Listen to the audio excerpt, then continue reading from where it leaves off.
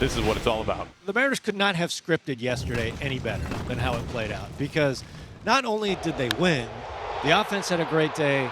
They are ready to go. Everybody is ready to go for the Mariners in this one. The Rock, an all-star starting pitcher for the Mariners. He's been especially good here in his home ballpark. He's electric. He's got an unbelievable fastball. You see the numbers at home. He's feeling comfortable. And if you want to extend your season, this right arm feels good for the Seattle Mariners. Here we go. Luis Castillo, the windup of the pitch to Simeon. A swing and a pop-up. First baseman Ty France right on the bag. He's there. He makes the catch. One pitch and one away. And this crowd is into it already. Welcome to playoff atmosphere baseball. He chases off the plate. A fastball at 98 miles an hour. Well, that's what you're going to see a lot of tonight. If Luis Castillo is on his game, it's high velocity, it's up in the zone, and it's a lot of swing and miss with fastballs. He has one of the best swing and miss fastballs up in the zone in all of baseball. Now, Bochy's saying he went with Grossman for a couple of reasons. One, he does have 10 career plate appearances against Castillo with some success. Well, this is into center field, and Grossman right away connects with a 2-out base hit. Well, I believe he hits a changeup. You see that pitch just right there, just stayed a little flat into the zone, and after 98, that's welcoming for Grossman. He keeps his hands back and gets a base hit. Garcia, a home run shy of his 40th. He's been one of the game's great run producers this year. And the Rocks 0-2 pitch on the way to Garcia. Here she comes. Swing and a miss and a fastball for strike 3. That's going to retire the side. A heater at 97 miles an hour. Luis Castillo with a flex walking across the line and scratches the chalk. Heaney, the veteran left-hander, 10-6 with a 4.28 ERA, making his 34th appearance of the season. Here's J.P. Crawford to lead things off. Man, he's been swinging a hot bat. This is out to the gap in right center field, and it drops in for a base hit. J.P. Crawford aboard right away for the Mariners in front of Julio Rodriguez. You know, we talk about momentum a lot in other sports, baseball, and certainly carrying it over from night to night. You never know if it's going to play, but that first game and then the second game, and you feel like the crowd knows what Seattle has to do. Momentum, if there is such a thing, is definitely on Seattle's side. And the pitch is lifted in the air to right field. Routine for Adolis Garcia. A couple of steps to his left. He one-hands it, and walking back to first is Crawford. So one out and one on. And here's Eugenio Suarez. Garcia busy here in the first inning, cutting across to his left. Another fly ball out to right, 2 outs. We're scoreless in the first with 2 outs for Cal Raleigh. And Raleigh rolls one weakly to third. Young goes the short way to second for the force to end the inning. It has been a struggle for this Rangers lineup. Last 5 games with runners in scoring position. They're trying to find that clutch base hit that they have been thirsting for. Slicing left field. Dylan Moore is there to make the catch for out number 3. The Rangers strand a pair.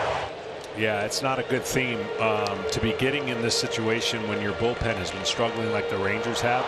That's why you need your offense to cover that gap and not provide those stressful situations. And on the flip side, Seattle's saying, let's get into their bullpen based on what we've seen and what they've been able to do. Kind of flicks this into center field. Tavares has it come right to him. And just like the Rangers did, the Mariners strand a couple. So first and second now with 2 men out. And that brings up Nathaniel Lowe.